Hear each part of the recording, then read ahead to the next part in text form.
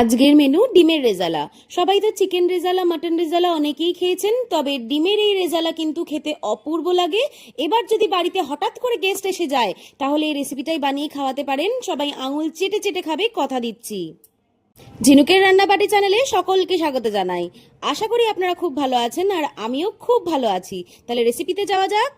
প্রথমেই আমি কয়েকটা ডিমকে সেদ্ধ করে নিয়েছি।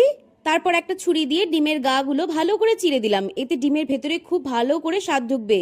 এরপর অন্যদিকে একটা মশলা বানাবো, তারই জোগাড় করব।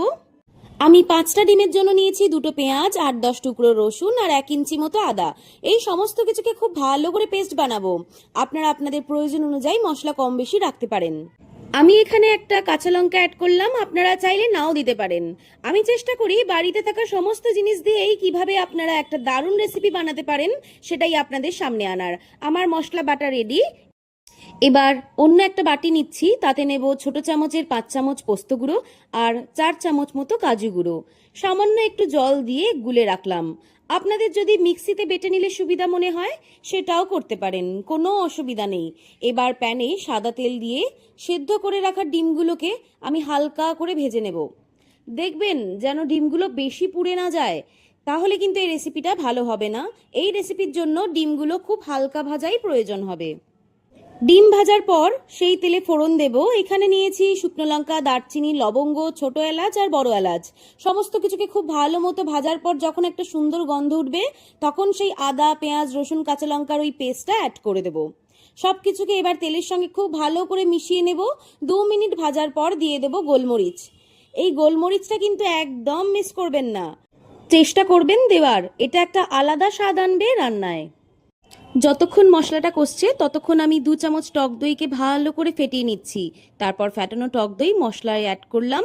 এই সময় কিন্তু গ্যাসের ফ্লেম একদম লোতে রাখবেন, না হলে টক দই কিন্তু কেটে যেতে পারে।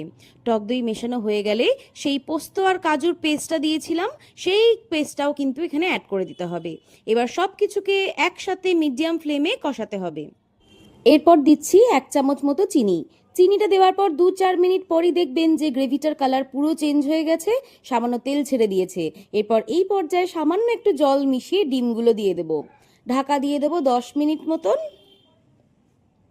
10 মিনিট পর শুধু দেখুন, ঢাকা খুলতেই একটা সুন্দর গন্ধ আপনাদের নাকে আসবে।